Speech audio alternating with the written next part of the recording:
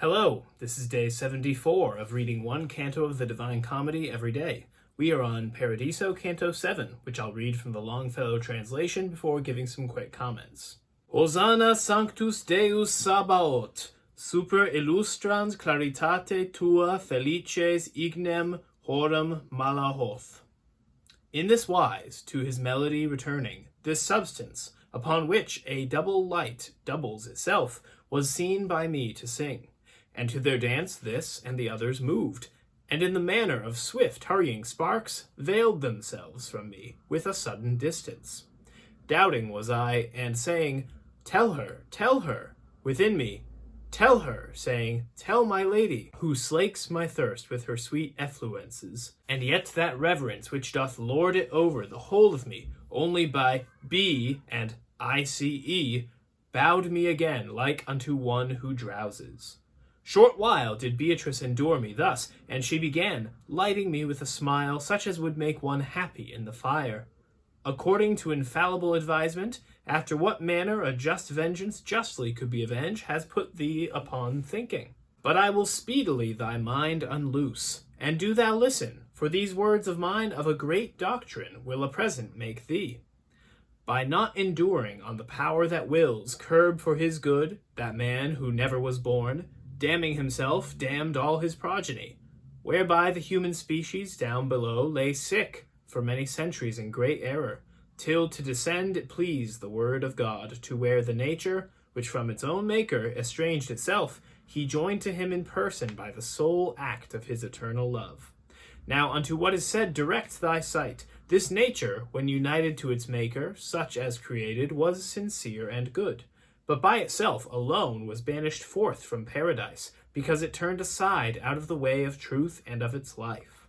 Therefore the penalty the cross held out, if measured by the nature thus assumed, none ever yet with so great justice stung. And none was ever of so great injustice, considering who the person was that suffered, within whom such a nature was contracted. From one act therefore issued things diverse. To God and to the Jews one death was pleasing.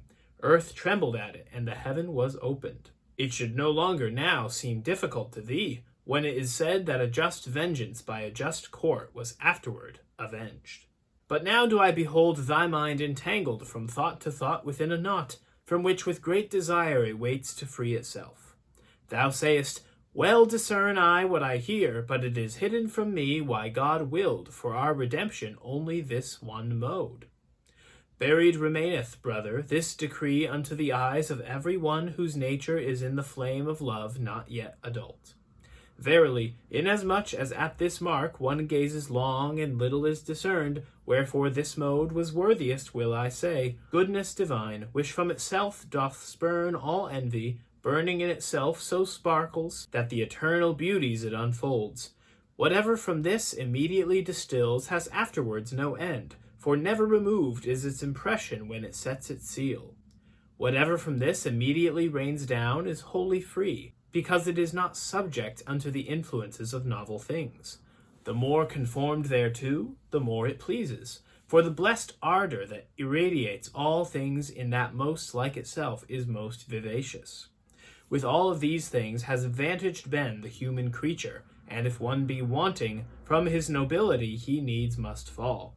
'Tis sin alone which doth disenfranchise him, and render him unlike the good supreme, so that he little with its light is blanched, and to his dignity no more returns, unless he fill up where transgression empties with righteous pains for criminal delights.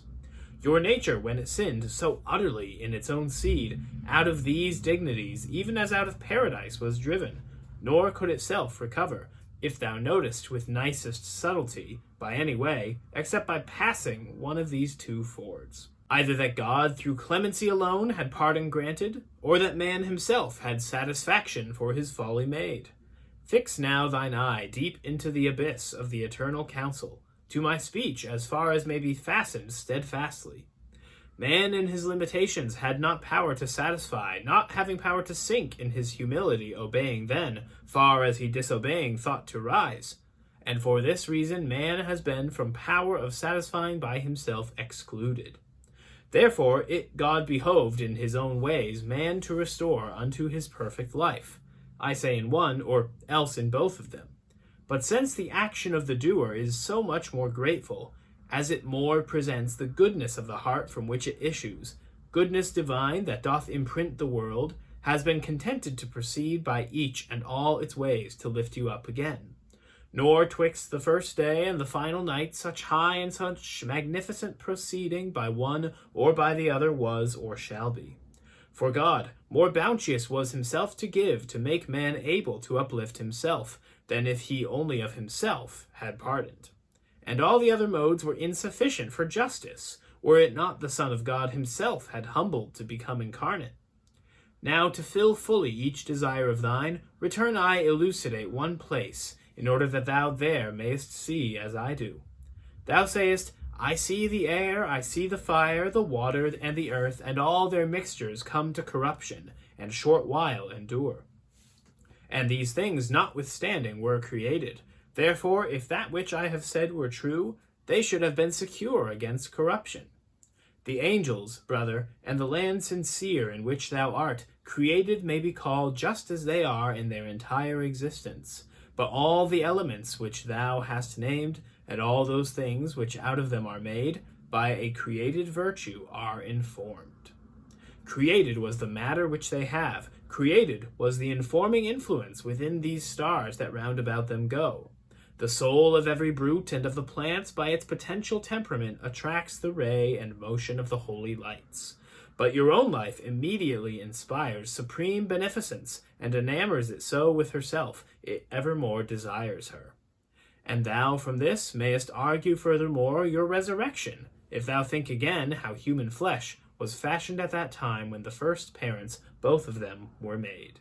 So Beatrice explains several different questions that Dante has to him without him even asking, and I'm noticing that this is a theme for most of the Inferno and the Purgatorio, but especially here in the Paradiso. Most of what happens appears to be Dante sees something, has a question about it, and either a soul in front of him explains it to him, or Beatrice covers up the holes in that soul's story. She assuages the doubts that Dante still has in his mind. And this canto is no different. Dante was just talking to Justinian, who talked about the destruction of Jerusalem as if it was the will of God, and Beatrice explains how that could be in this chapter. And then next, barely on the heels of that answer, she goes into a quick overview of the economy of salvation, why it was necessary for God to become man, for Jesus to come to earth, die for the sins of man, to open the way to heaven, why that was even necessary, and even how it wouldn't have been just any other way. Finally, she makes a distinction between how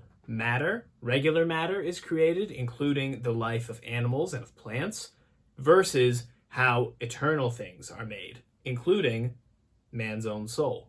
The main theme of the first two questions is, of course, justice, which makes sense because we're in the sphere where we've talked to Justinian, who codified the laws of Rome and is known to be a very just person. And now Beatrice goes into the relative justice and injustice of man's sins versus the vengeance taken for those sins, etc. That's all for today, though.